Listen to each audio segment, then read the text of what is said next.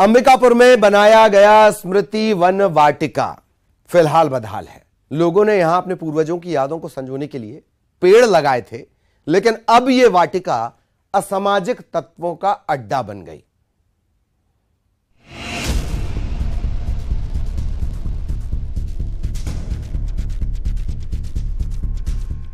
Ambikapur साड़बार barrier के पास लाखों रुपए की लागत से बनी स्मृति वन वाटिका अब खुद स्मृति बनती जा रही है।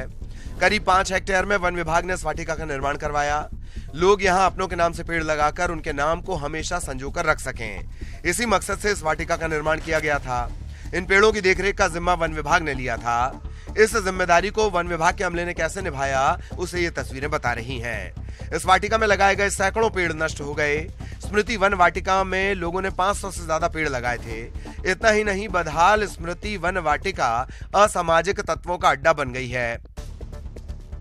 स्मृति वन आज के समय में पूरी तरह से कबाड़ का एक रूप ले चुका है। वहाँ पर असामाजिक तत्वों का एक अड्डा बन चुका है, जहाँ आए दिनों नशाबाज लोग, आपराधिक चरित्र के व्यक्तियों का बैठना उठना हो रहा है और शहर का माहौल वहाँ से भी खराब हो रहा है।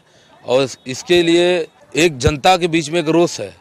इसलिए प्रशासन से हम लोगों का निवेदन है, वन विभाग से निवेदन है कि उस स्मृति वन को अच्छे से व्यवस्थित किया जाए। देखिए, स्मृति वन यहाँ बिसेन साहब से डीएफओ, उनकी सोच थी वो कि अपने पूर्वजों के नाम से लोग वृक्ष लगाएं यहाँ पे और उसकी देख रेख हो और एक अच्छा स्थान बने और अपने बुजुर्गों के लगाए गए नाम से लगाए गए पेड़ों का देखने आए लोग और एक दर्शनीय स्थल बने। और उस दिशा में ये बहुत अच्छा काम हुआ था। पर उनके जाने के बाद जो भी अधिकारी आए, इसके ऊपर थोड़ा भी ध्यान नहीं दिए। जिला प्रशासन और वन विभाग स्मृति वन को संजोने में नाकाम साबित हुआ। अधिकारियों को स्मृति वन के हाल की जानकारी है, लेकिन शायद अपनी जिम्मेदारी की नहीं। अधिकारी स्मृति वन को सहेजने के लिए प्रयास करने की जगह सिर्फ सलाह देते नजर आ रहे हैं। वो जगह प्रशासन की थी और खाली पड़ी थी और फॉरेस्ट के और प्रशासन के कोऑर्डिनेशन के साथ में एक अच्छा उद्यान बनाने का था। और उसमें ये ऑफर किया गया था कि सभी कोई अपने बुजुर्गों के नाम से या उनके स्मृति में एक एक पौधा लगाए, ताकि वो एक अच्छा स्वरूप ले और वहाँ पे लोग घूमने जाए। लेकिन ये भी देखा गया है कि वहाँ पे हमारा युवा वर्ग थोड़ा सा गलत रास्तों पे भी जाने की कोशिश करता है। इसे हमें रोकना चाहिए। प्रशासन को और पुलिसिंग को संज्ञान में बात लेनी चाहिए, क्योंकि ये उनके अधिकार क्षेत्र का है। स्मृति वन जो है 5 हेक्टेयर की क्षेत्रफल में है, जिसमें विभिन्न प्रजाति के पौधे लगाए गए हैं और उसमें कुछ पगोड़ा हैं और कुछ छोटे से वाटिका है, जिसमें हमेशा शिकायत अभी आ रही है कि नशेड़ियों का अड्डा बन चुका है। पर हमें वहाँ निगरानी रखेंगे और जितने नशेड़ी हैं उसको हम लोग बंद कर देंगे। गार्ड एक महिला स्टाफ है हमारी, उसको हम निर्देशित करेंगे और हम खुद जो है उसको कंट्रोलिंग करने के लिए वहाँ पे जाएंगे। बार बार दौरा करके उसको हम लोग जो नशेड़ी का अड्डा जो बताया जा रहा है उसको हम लोग जो है कम करेंगे, ताकि दोबारा वहाँ पे असामाजिक तत्व ना आए। स्मृति वन बनाए जाने पर स्थानीय लोगों में काफी खुशी थी, लेकिन अब ये पार्क वीरान नजर आता है। इसे संरक्षित करने की अधिकारी सिर्फ बातें कर रहे हैं। लोगों की स्मृतियों को सहेजने के लिए बनाया गया स्मृति वन अब खुद याद बनकर रह गया है। श्रवण कुमार महंत, न्यूज़ 18, अंबिकापुर।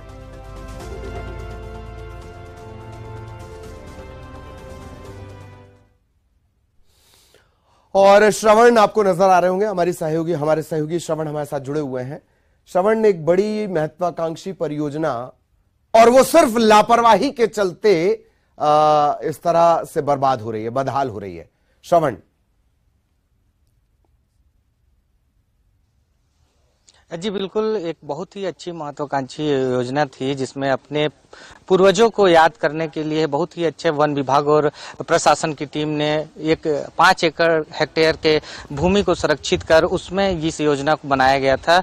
उसमें अपने पूर्वजों को याद करने के लिए एक पेड़ लगाना था, ये योजना थी। लेकिन वन विभाग के जो अधिकारी हैं वो इस ओर ध्यान नहीं दिए और आज जो है पूरा असामाजिक तत्वों का ये अड्डा बन गया है। वहाँ आए दिन जो है शिकायत, मारपीट और तमाम तरह के नशेड़ी लोग वहाँ पे रहते हैं। लोग वहाँ घूमना जाना चाहते हैं, लेकिन वहाँ जिस तरह से माहौल है, क्योंकि वन विभाग जिस तरह उसको नजरअंदाज कर दिया है, तो पूरे जो स्मृति वन आज के डेट में जो है शराबियों और नशेड़ियों का अड्डा बन गया है। जो लोग थे वो भी अब इसकी जो वन विभाग की जो पहल थी, अच्छी पहल, इसको पहले खुशी के नजर से देखते थे कि ये जो योजना है उसके तहत हम अपने पूर्वजों को याद करेंगे, हम जाएंगे, उस हरियाली को देखेंगे, पेड़ पौधे बड़े होंगे। इसका जिम्मा जो है वन विभाग ने लिया था, लेकिन अब कहीं ये चीजें दिखाई नहीं देता। ललित जी जी जी, चलिए बहुत बहुत शुक्रिया आपका इस तमाम जानकारी के लिए। और अब बात करेंगे पैसे लाओ सुविधा पाओ।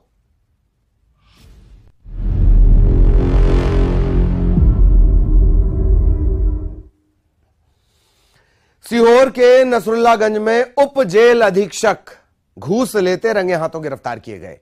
लोकायुक्त की टीम ने इन्हें 20,000 रुपए लेते रंगे हाथों गिरफ्तार किया। लोकायुक्त की टीम ने पीड़ित अर्जुन पवार की शिकायत के बाद यह कार्रवाई की है। उप जेल अधीक्षक जेल में बंद कैदियों से मिलवाने और उन्हें अन्य सुविधाएं उपलब्ध कराने, इस पर बहुत गौर करिएगा, अन्य सुविधाएं उपलब्ध कराने को लेकर घूस इन्होंने मांगी थी। भ्रष्टाचार निवारण अधिनियम के तहत मामला दर्ज किया गया है। अभी आपके माध्यम से मुझे पता चला है कि आपके द्वारा बताया गया 15 से 20 झाड़ वहाँ कटे हुए हैं। मैंने अभी स्टाफ को बुलवाया है और कोई मौके पर जाके भेजता हूँ। जैसी स्थिति हुई तो जो भी उसमें अपराधी पाया जाए तो कार्रवाई की जाएगी। जी सर, 9 तारीख से वो पैसे की डिमांड कर रहा था। कौन? जेलर साहब, महावीर सिंह बघेल। फिर हमने 5 तारीख को सूचना की लोकायुक्त भोपाल में। फिर उन लोगों ने रिकॉर्डिंग काट दिया था, उनमें रिकॉर्डिंग हुई। 12 तारीख को पैसे दिए और फिर बघेल साहब को दिए। और सहयोगी प्रदीप आपको नजर आ रहे होंगे, सीधा आपको सीहोर लिए चलेंगे। प्रदीप, मामला सिर्फ भ्रष्टाचार का ये नहीं है, जेल की व्यवस्थाओं को बर्बाद करने का भी ये मामला है। अन्य सुविधाओं के लिए पैसे, इस अन्य की लिस्ट बहुत लंबी है, नशे से लेकर और अपराध तक। प्रदीप।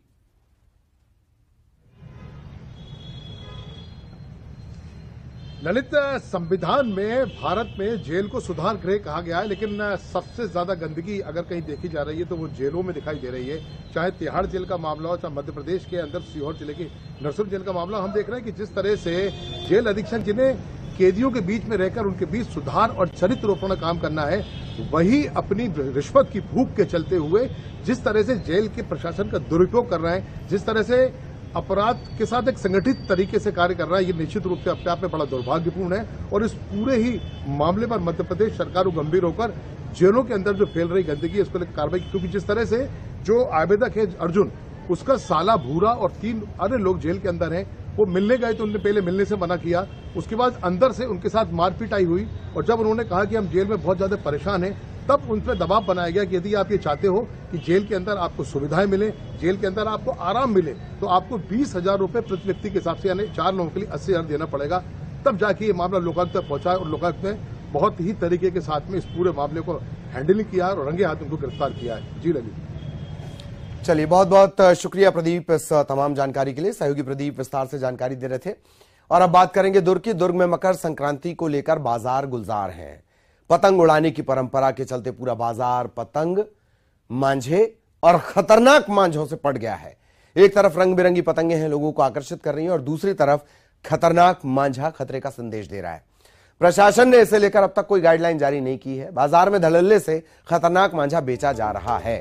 आए दिन यह खतरनाक मांझा लोगों के लिए जानलेवा हो रहा है।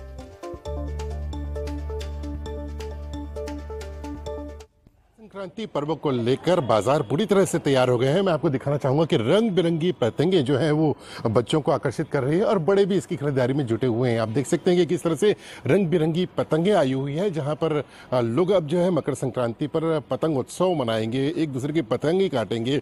लेकिन पतंग उत्सव या मकर संक्रांति को लेकर जिस तरह से कोई गाइडलाइन होती है कि जो मांझे का जो उपयोग है वो किस तरह से कर रहा है, इसको लेकर कोई भी प्रशासन द्वारा गाइडलाइन जारी नहीं की गई। ये देख सकते हैं कि बाजारों में ये मांझे उपलब्ध हैं। हालांकि ये देसी मांझे हैं, लेकिन चाइनीज भी कई मांझे हैं जो बाजारों में आए हैं, तो कहीं ना कहीं खतरनाक साबित हो सकते हैं। तो फिलहाल अभी तक कोई प्रशासन के द्वारा गाइडलाइन जारी नहीं की गई है। हालांकि लोग इस त्यौहार को खुशी पूर्वक मनाने के लिए पूरी तरह से तैयारियों में जुटे हुए हैं। देखने वाली बात यह होगी कि प्रशासन जिस तरह से भिलाई में घटना हुई है उसको किस तरह से संज्ञान में लेता है और किस तरह से गाइडलाइन जारी करता है, ताकि इस तरह की जो दुर्घटना दोबारा घटित ना हो। न्यूज़ 18 छत्तीसगढ़ के लिए भिलाई से मिथिलेश ठाकुर। इतिहास के पन्नों को पलटेंगे तो कई कहानियां मिलती हैं, जीत की, हार की, गौरवशाली विरासत की, और कहानी उन रहस्यों की भी जिनकी थाह लगा पाना मुश्किल है। छत्तीसगढ़ के बालोद जिला स्थित सदियों पुरानी उस किले की कहानी भी कुछ ऐसी ही है। कलचुरी शासन के अवशेष, गोंडवाना राजाओं की दास्तां, 126 कुएं का क्या है राज, इतिहास की पड़ताल, सदियों पुरानी किले की कहानी।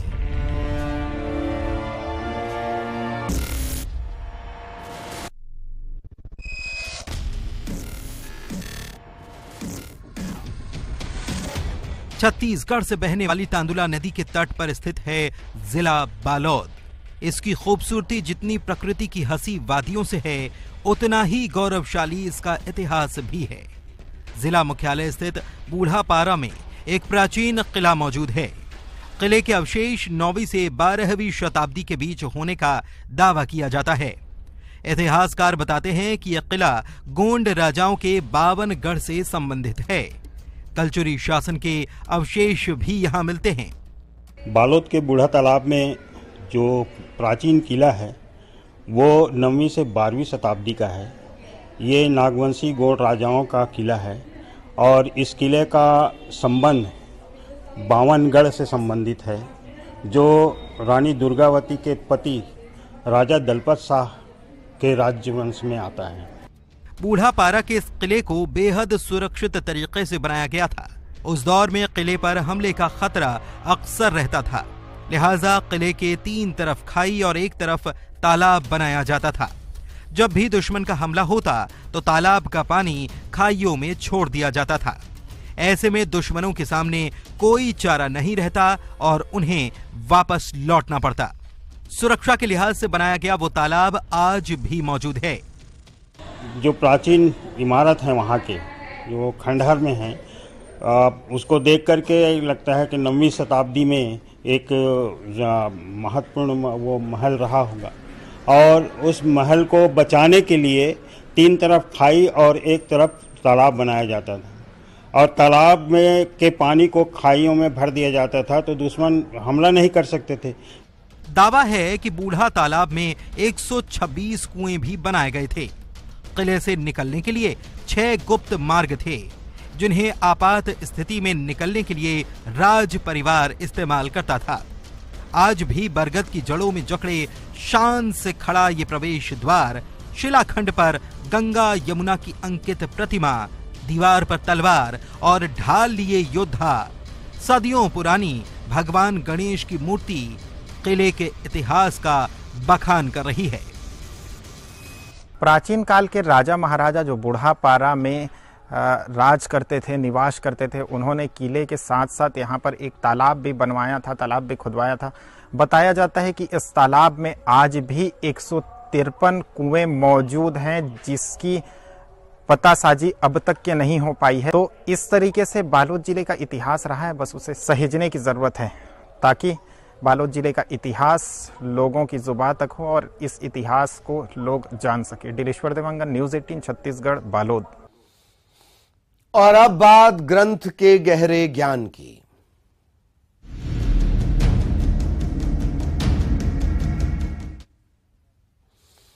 रामचरितमानस पर बिहार के शिक्षा मंत्री के बयान पर बवाल लगातार जारी है। इस बयान को लेकर अपने ही किनारा कर रहे हैं। सीएम भूपेश बघेल ने ऐसे बयानों को लेकर नसीहत दी है, देखिए।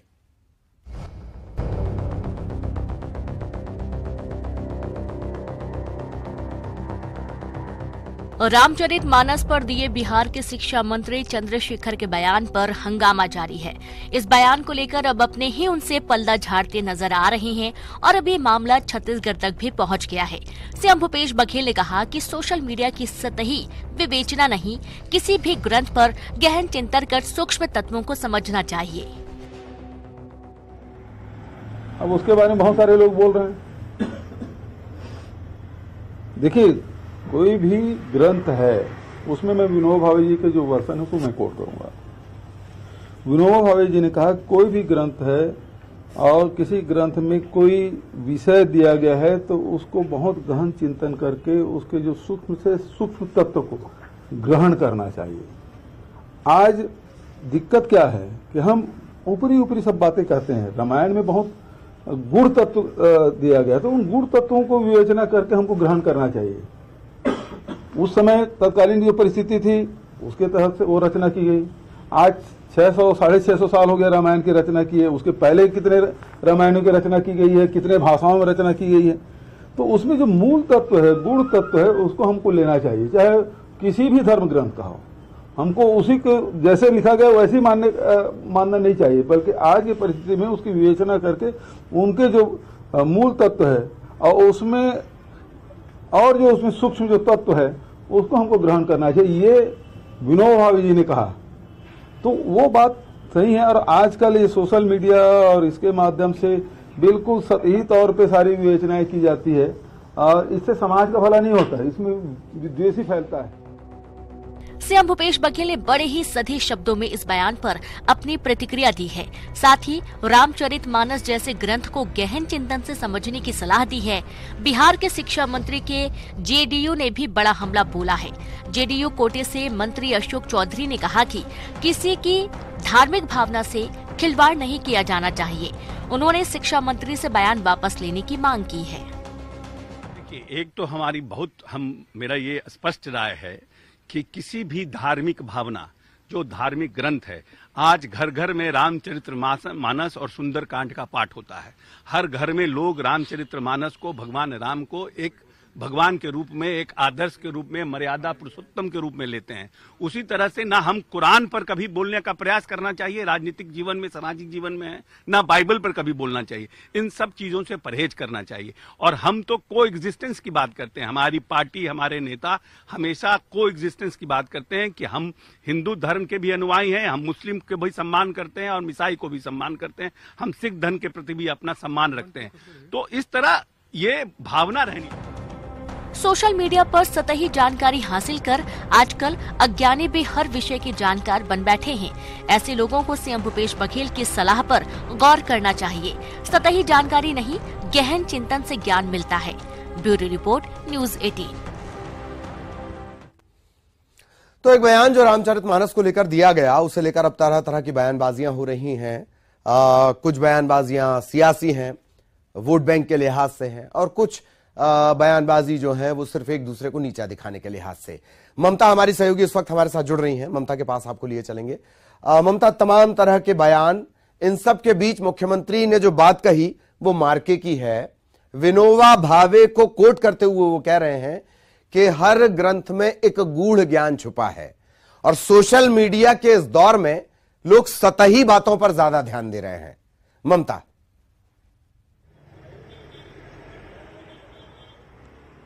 बिल्कुल, देखिए, और मुख्यमंत्री भूपेश बघेल के बयान के पहले एक बार हम जो बिहार के जो शिक्षा मंत्री हैं उनके बयान को हम देखते हैं। उन्होंने अपने बयान में कहा है कि जो है रामचरितमानस के उत्तरकांड में लिखा हुआ है कि जो नीच जाति के लोग हैं वो शिक्षा ग्रहण करने के बाद जहरीले सांप की तरह हो जाते हैं। यह नफरत को बोने वाले ग्रंथ है। एक युग में मनुस्मृति, दूसरे युग में रामचरितमानस, तीसरे युग में गुरु गोलवलकर का बंच ऑफ थॉट। ये सभी देश को, समाज को नफरत में बांटते हैं। नफरत देश को कभी महान नहीं बना सकती है, देश को महान केवल मोहब्बत ही बनाएगी। अब इस पर जो है पूरे देश पर में एक दूसरे पर जो प्रतिक्रियाएं हैं वो शुरू हो गई हैं, वार प्रतिवार शुरू हो गया है, माफी की मांग की जा रही है। इसी पर मुख्यमंत्री भूपेश बघेल से सवाल किया गया था और इसी पर उन्होंने जवाब दिया। उन्होंने कहा कि जो भी ग्रंथ है वो जिस समय में लिखे गए थे, उस समय जो बातें लिखी गई थी उस समय उसकी प्रासंगिकता किस तरह की थी, क्या थी और क्या उसका आशय था, वो जो है वो जानने के साथ ही ये बात भी जरूरी है कि हर जो ग्रंथ होता है उसका एक गूढ़ तत्व होता है, मूल तत्व होता है, उसको समझने की जरूरत है। और उन्होंने कहा कि जो मूल गुण तत्व होता है किसी भी ग्रंथ का, उसको आत्मसात करने की जरूरत है। सोशल मीडिया में जो भी विवेचना की जाती है उस पर नहीं जाना चाहिए। और साफ तौर पर उन्होंने ये भी कहा है कि पढ़ने की भी जरूरत है, एक तरह से कहें कि पढ़ना चाहिए। और 500 से 600 साल पुराने ग्रंथ है, इसके सूक्ष्म तत्वों को ग्रहण करना चाहिए। और ऐसे तत्व जो समाज में जो है वो भाईचारा लाए, प्रेम बढ़ाए। लेकिन जी बिल्कुल बिल्कुल बिल्कुल, बहुत बहुत शुक्रिया ममता इस तमाम जानकारी के लिए। सहयोगी ममता विस्तार से जानकारी दे रही थी। और अब बात गंगा विलास की। भारत को सबसे लंबे रिवर क्रूज की सौगात मिल गई है। रिवर क्रूज एमवी गंगा विलास को आज प्रधानमंत्री नरेंद्र मोदी ने वीडियो कॉन्फ्रेंसिंग के जरिए रवाना किया। तकरीबन 50 से 51 दिन ये चलेगा। 3200 किलोमीटर की दूरी तय करेगा, डिब्रूगढ़ पहुंचेगा। गंगा विलास क्रूज यूरोपीय देशों के लोगों को खूब पसंद आ रहा है।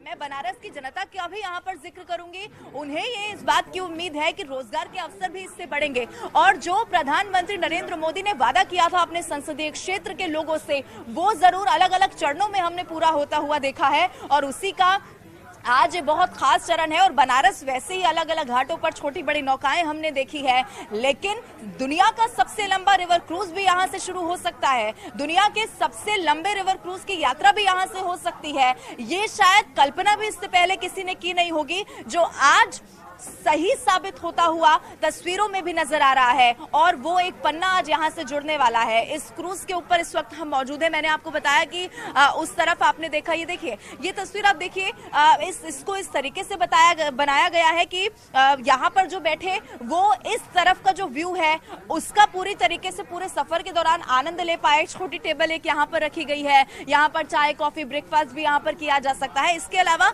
ये वाला आप एरिया देखेंगे तो इसे इस तरीके से बनाया गया है कि ज्यादा लोग यहाँ पर बैठ सकते हैं। यानी कि 5-6 लोग यहाँ पर आराम से बैठ सकते हैं, डिनर कर सकते हैं, ब्रेकफास्ट कर सकते हैं।